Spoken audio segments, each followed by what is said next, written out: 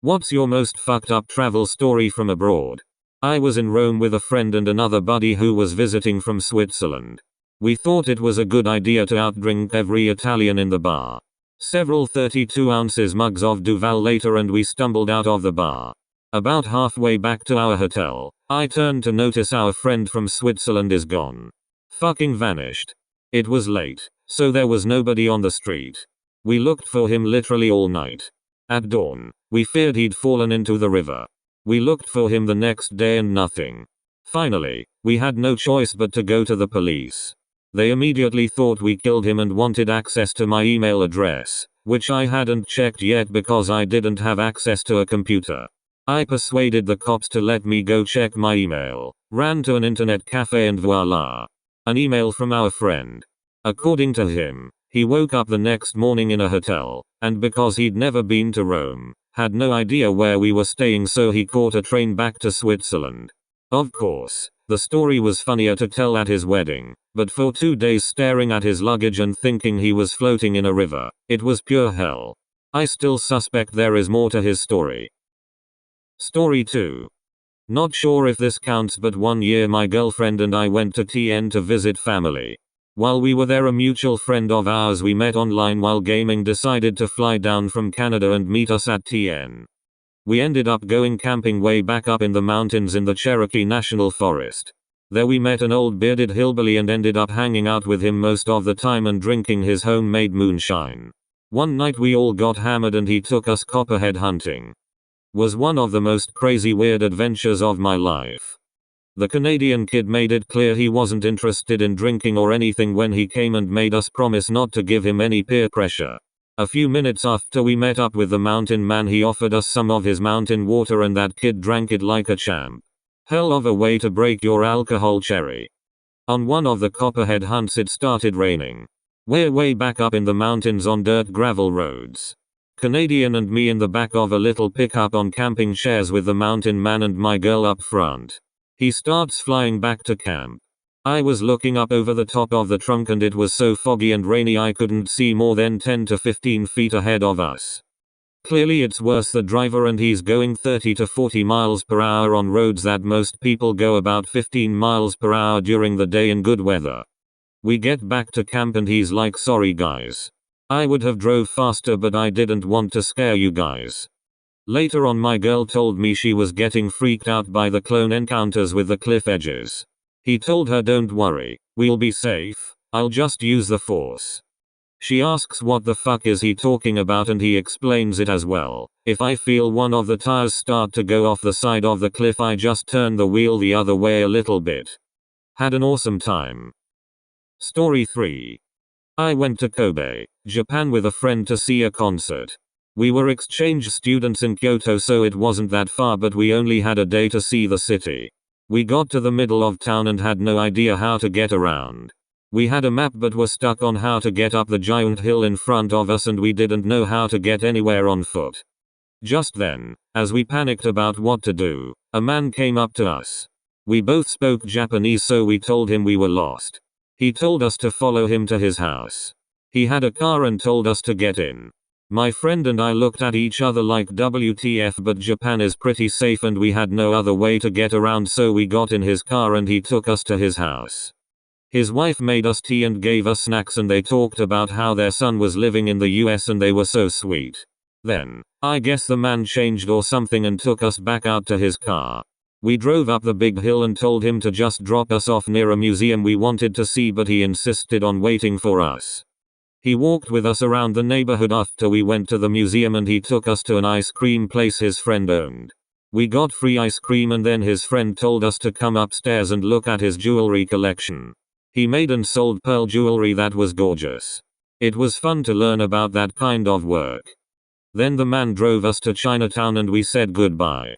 We ate in Chinatown and went to our concert, but the best part of the day was being toured around by a local. Had we said no, we would have missed out on a cool way to see the city. I'd probably only do that again in Japan, though. Story 4. I, Guy, was traveling Brazil with 3 girls. We were all in our early 20s.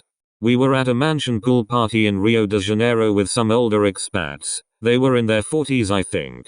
that we had met through a series of friends. We each had 2 caipirinhas and proceed to become blackout drunk off the 2 drinks. We are quite certain that the expats put roofies in them. A very buff girl with rockin' dreadlocks and biceps from the nearby favela was dancing in the same general area as one of the girls in our group. The local girl was far bigger and stronger than anyone in our group, including me. The girls bumped into each other a few times, which escalated to shouting, swearing, and eventually a fist fight. Expats start freaking out because their plan to hug, not actually, us all just went south. I ran in and pushed the local girl one way and my friend the other. Next thing I know, some guy is pushing me backwards through the crowd by my collar. Given that we are blackout drunk roofied at the moment, the next thing I recall is being on the other side of the pool, and the first thing I see there is the local girl staring me down. She stomps over and punches me in the face, and immediately after I am scooped up under my arms by the 2 biggest men in suits who appeared to be security guards, and they literally carry me away like I was a child or something. I was pretty sure I was in for a really bad time, but luckily on my way out I see one of the expats that speaks Portuguese, and tell him to come with, which he does. Turns out our whole group is just getting kicked out of the party for fighting.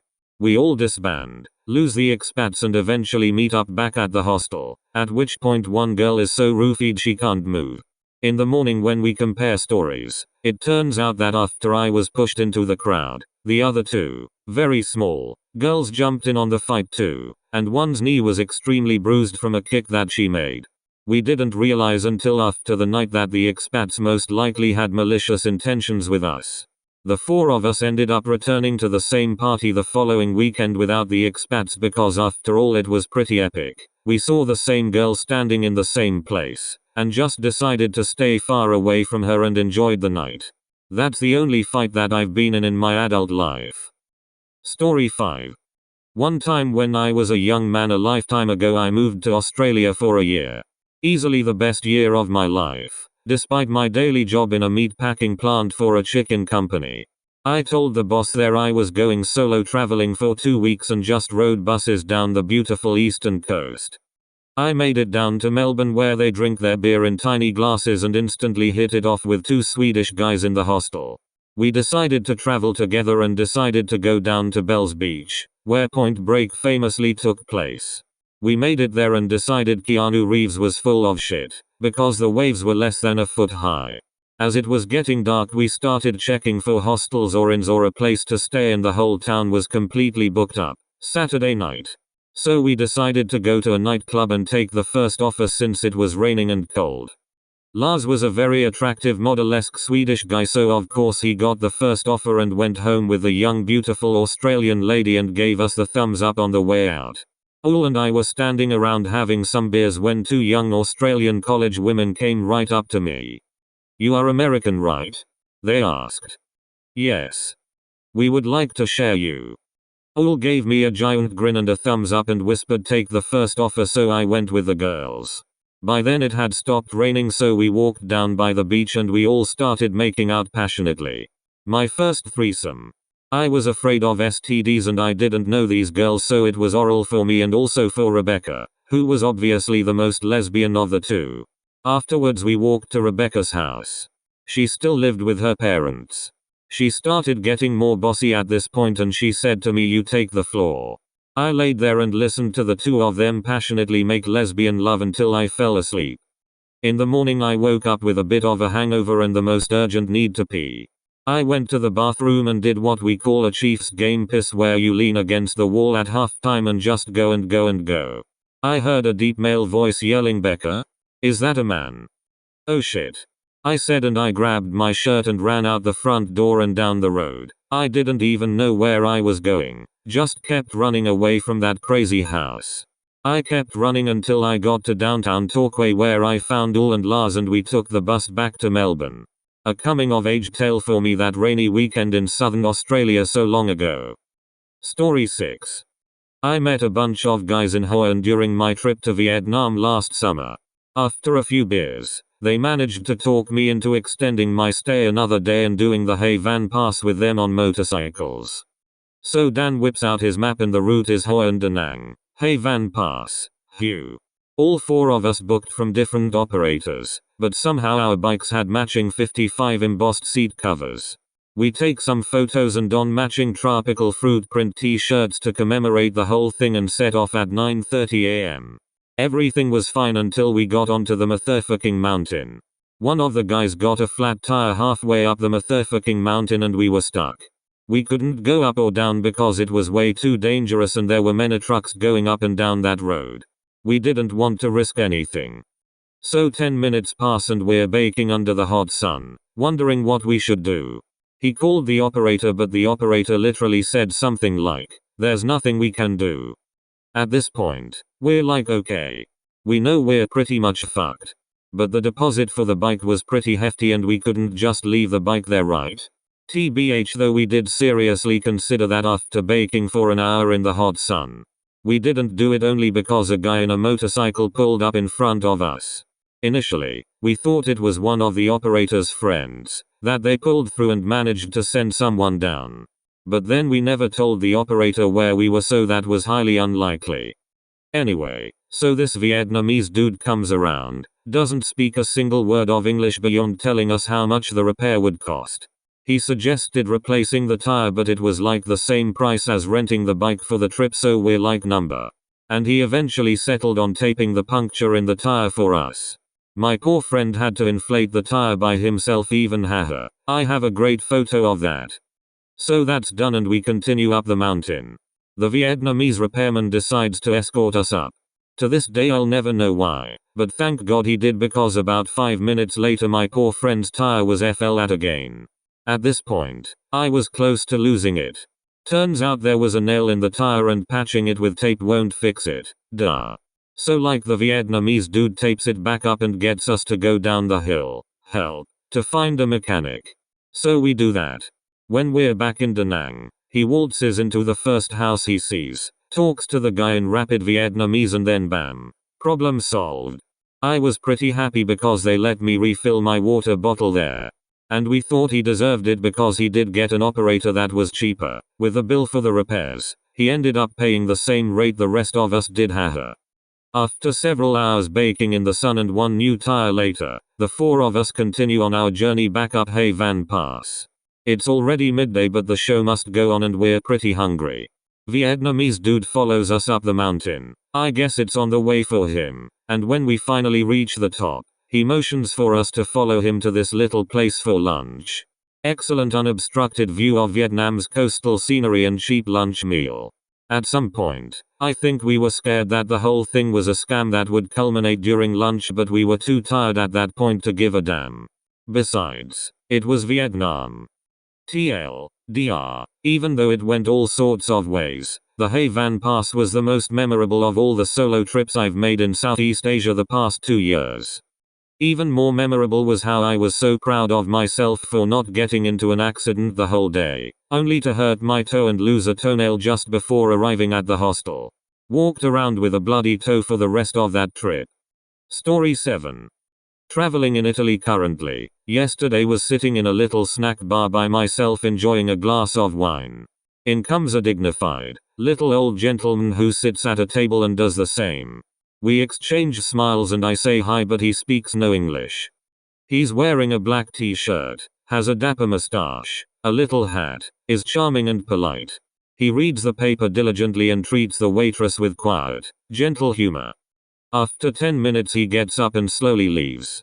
Then, unexpectedly, on the back of his t-shirt is a giant, garish cartoon of a woman's legs and ass in sexy fishnet stockings and red lingerie, and the English words "once a leg man. Always a leg man." The waitress and I exchange looks and barely hold in our laughter. Story 8. I lost my passport in Montreal. I had driven up from the States to the city and parked in front of my Airbnb, got out, greeted my hosts, and went back to the car to move it to a better spot. Little did I know, my passport fell out from the seat and landed somewhere in the snowy street. I realized it an hour later when I went to a restaurant and wanted to buy a glass of wine. I looked through my bag to find my passport in case they asked for it, and it was nowhere to be found. After dinner I tried looking for it in the snow back at the Airbnb, in my car, in my suitcases, in my purse again, but I couldn't find it anywhere. I decided to stay positive and just enjoy my weekend. Nothing comes up for the next few days, and my departure on Monday is slowly approaching.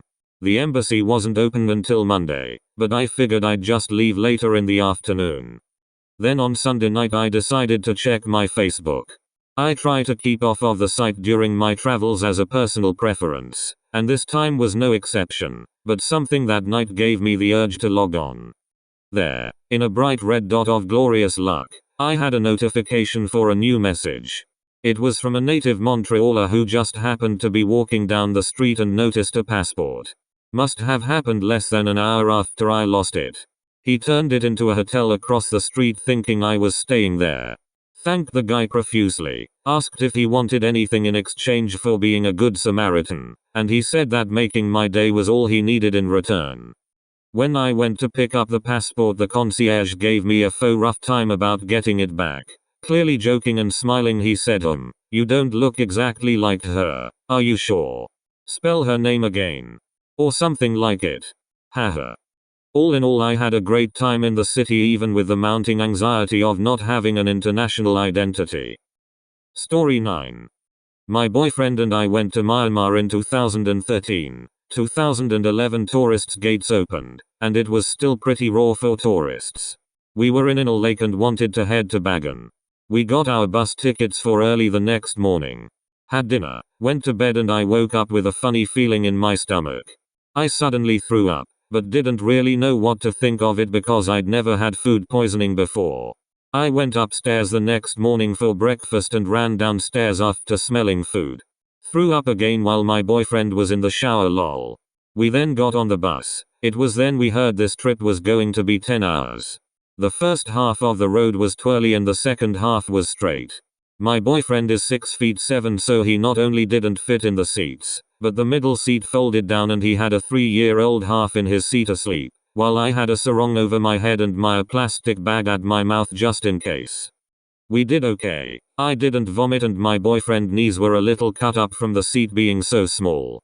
At the time I don't know how I did it, but glad nothing bad happened because there was no way to quickly get off the bus. Story 10. Last one. A friend and I were hitchhiking through the Balkans. We got stuck at the border of Kosovo and Albania during the middle of the night. It took us longer than we expected to reach it, so it was dark by the time we got there and a lot harder to secure a lift. We walked up the highway hoping for a lift or some place to rest. We hadn't slept in almost 24 hours. We found a highway restaurant with a police car parked out front. We went in and asked the staff about accommodation. They said they couldn't help, but the police inside would give us an escort into town after they'd finished watching their football match. We waited for a bit, then got into the back of the police car. It was the most uncomfortable ride ever. There was no radio and not a single word was spoken the entire way. They dropped us off in town and we looked around for accommodation, but it was a small place and late on a Friday night, so there wasn't a place we could find. We decided to rough it in a small park area nestled between 2 apartment blocks. There were stray dogs running around and barking most of the night and a guy who came out every hour or so to smoke a cigarette on his balcony. It was so dark you could only see the end of the cigarette. I probably slept for a total of 10 minutes over the course of the night. It was the first and last time I'll ever sleep on the street. I'm too old for that stuff now, lol.